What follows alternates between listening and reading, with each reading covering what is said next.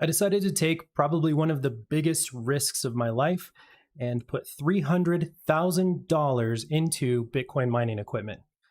Let's take a look at why I decided to do that, what Bitcoin mining is, where I ended up figuring out how to host this, and all of the steps in between.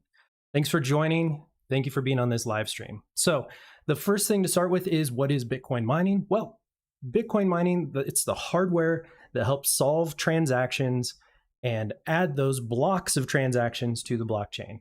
So this is the way that you can participate in the Bitcoin mining ecosystem, help keep everything decentralized and secured.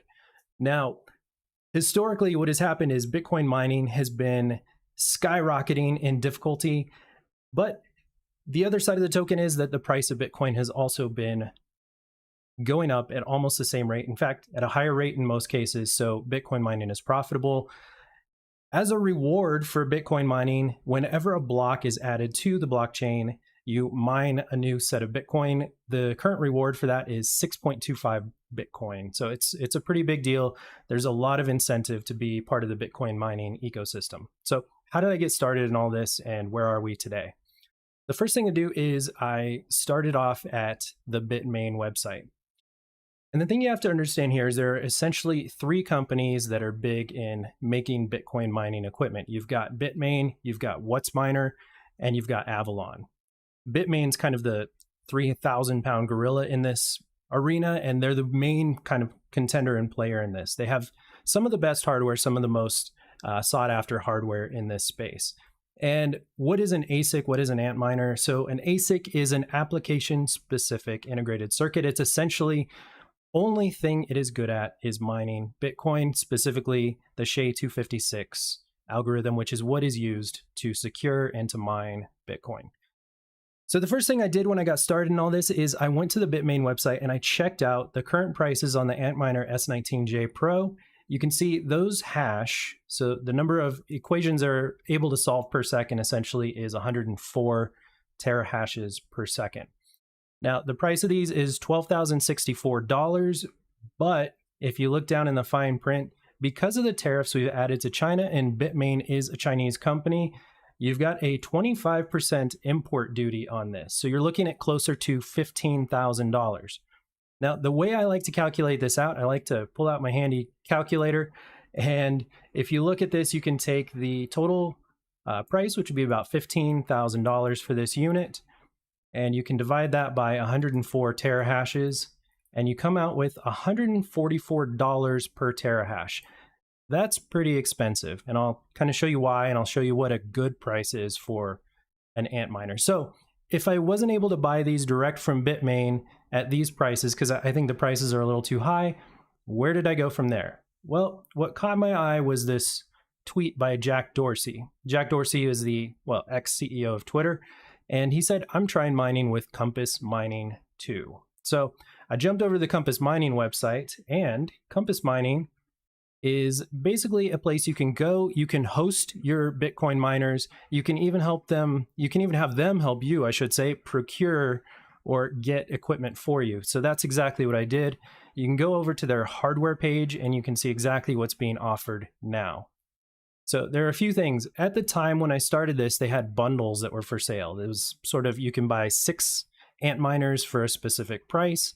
They're hosted for an all-in hosting fee, and it's usually around 6.5 cents per kilowatt hour, which is a great price. And then you can see they're also hosted in the United States for the most part. Now, the mining hardware on this page, some of these are coming from resellers. So they're coming from other customers that already have hardware. And you can see there's a variety. It's WhatsMiner. There's some Avalon miners in here. And there's also quite a few Antminers from Bitmain. So how do you navigate this? Well, again, I like to look at this and I like to see what that dollar per terahash is.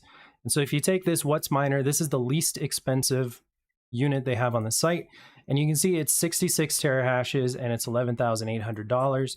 So if we go ahead and pop 11,800 into our calculator, we divide that by 66 terahashes, we get $178 per terahash. Terrible. That is not good. So, and a lot of these are the same way. You can see it even gets more expensive as you go down the list. So if you get to one of these Antminers that's coming online in the next month, So this one's coming on in about 10 days and it's $21,000. So huge premium on some of these. That's far too expensive. There are other options though. You can also look at these at-home miners. Now, if you've got a good electricity rate at home, this might be an option, but man, these suckers are loud. You probably don't want one of these in your house.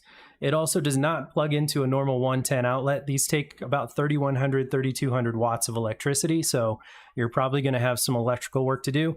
But you can see the prices of these are much lower. So this one ships in 2 to 3 weeks. It's $9,600, which for this gives us a total of, let's calculate it out, $106.66 per terahash. It's far more reasonable. So that's sort of the range you want to be in. You want to be in that $100 to $112 dollars per terahash. So I happened to get in on some Compass mining units probably about 3 months ago before prices completely skyrocketed. So I do have a total of 7 Antminers, as you can see in my account here. We've got 6 coming online here, and then I've got another one coming on next April. So they're sort of spread out. But the hosting price is 5.9 cents per kilowatt hour, which is fantastic. And I was able to pick these up for about $25,000 for the 7 of them. Great price. So that's where I started. But in the last probably month, I decided I wanted to really scale things up. I wanted to get even more involved in this ecosystem. And so this is where that $300,000 bet comes in. So I started doing more research, and while I found that the prices for the Antminers at Compass Mining were far too expensive, I did find other options. So I went to companies called Wadham. There's one that's called BitBlock, I believe. And then I also talked to these guys at Frontier Mining, specifically this guy named Kyle over at Frontier. Frontier's kind of similar in that they're able to help you get hardware. They're also able to help you with the hosting. Their hosting's a little more expensive than Compass. It's about 8 cents a kilowatt hour. It's not a deal breaker, but it is something to keep in mind here. Now, with Frontier, they're able to give you this spreadsheet that shows you different prices for different miners depending on when you pick them up. And you can see that, you know, when you look at this, you've got, let's see, Antminer S19, 90 terahash. The December batch is about $10,600 each. Not too bad. Now, the one thing you're going to want to note here is they have a MOQ of 10. This is minimum order quantity. So you've got to buy at least 10 of these or $100,000 in order to get this pricing. So I ended up buying the Antminer S19 90 terahash units. I bought 32 of them for February at $8,600 each. That brings me to less than $100 per terahash, which is exactly where I want to be. So I'm in kind of that sweet spot. Now that we've kind of talked a little bit about how you figure this out, how you actually get hosting, what does it actually reward you with? So we can pop this into a Bitcoin mining calculator as I've done here. So you can look at this. I'm going to have a total of 3.5 petahashes of hashing power. That's going to come with a massive electrical bill. So there's going to be 124,800 watts of electricity being pulled from the wall. And overall, my blended rate is close to 8 cents a kilowatt hour. So over here, you can see, you know, you can earn about $606 a day. That comes out to about $18,000 profit per month, $221,000 per year. But that's not the number I'm interested in. This is based off of current Bitcoin mining difficulty, which we'll talk about in a minute. It's also based on current Bitcoin mining price, or I should say current Bitcoin price of $46,697. The number that I really care about here is the amount of Bitcoin mined per year. So in the first year, it's anticipated that I would mine at current difficulty 6.68 Bitcoin. So here's the question everybody asks as soon as you talk about Bitcoin mining. Why not just buy Bitcoin outright? Well, here's why. So if you're long-term bullish on Bitcoin, you might believe that Bitcoin is heading towards $100,000 each, maybe even on the high side, $250,000 each. I, in fact, think we're going to see 100,000 as soon as next year, but you never know. This stuff's volatile. So if you look at it that way, It's all about how much Bitcoin you can mine per year, not the dollar value. So if I bought Bitcoin today at about 50,000 a Bitcoin, for $300,000, I could buy 6 Bitcoin. With this, next year alone, I can mine 6.68 Bitcoin, but my hardware doesn't stop there. My hardware is going to be good for 2 years, 3 years, 5 years. And so I'm going to mine multiple Bitcoin above and beyond this. I might get 10 or 12 Bitcoin out of this when all is said and done, before the difficulty becomes too high and it's not profitable for me to continue mining Bitcoin. So it's a pretty crazy return. If you figure if you're going to get 10 Bitcoin out of this and it hits $100,000, that's $1 million returned. And you cut out that $300,000 expense for buying the hardware, and you've still got a $700,000 profit. Not bad. So now that we've got kind of the baseline economics out of the way, we've got to talk about Bitcoin mining difficulty. So you can see this is the Bitcoin mining difficulty chart. See, what ends up happening is Bitcoin tries to stabilize itself so that the average block takes between 9 and 10 minutes in order for it to be solved. So every single block of transactions gets clumped together. All those transactions get added to a block. The Bitcoin miners all try to solve that block and add it to the blockchain, and that takes about 10 minutes. So the more computing power, the more ant miners, the more mining power that's added to the network, the faster those blocks are going to be solved.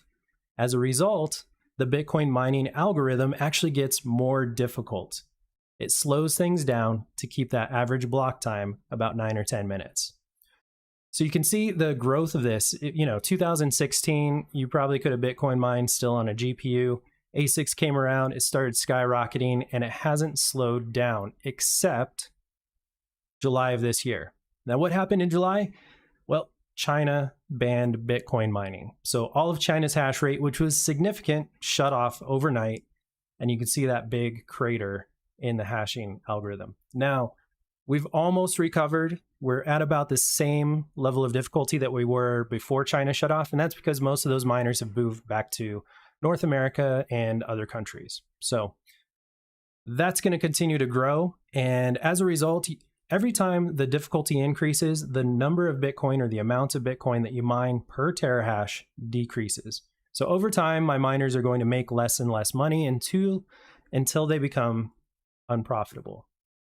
There's also one other thing you have to keep in mind here as well. It's not just the overall Bitcoin mining difficulty, there is also this event called the halvening. So what is the halvening? Well, we talked about every time you solve a block and it gets added to the blockchain, there's a block reward. And we talked about how that is currently 6.25 Bitcoin per block mined. It's a massive reward. It used to be closer to 13, it's 12 and a half just, a couple years ago, and it's dropped to 6.25. Now, in approximately 871 days, this is kind of a countdown clock for it.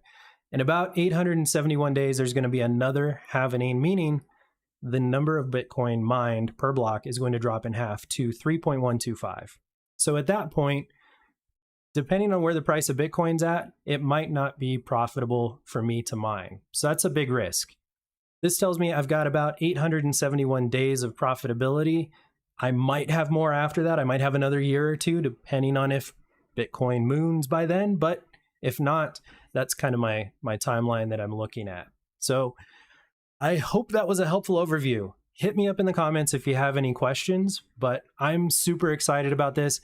I will, of course, update everybody as this unfolds, as my miners go online.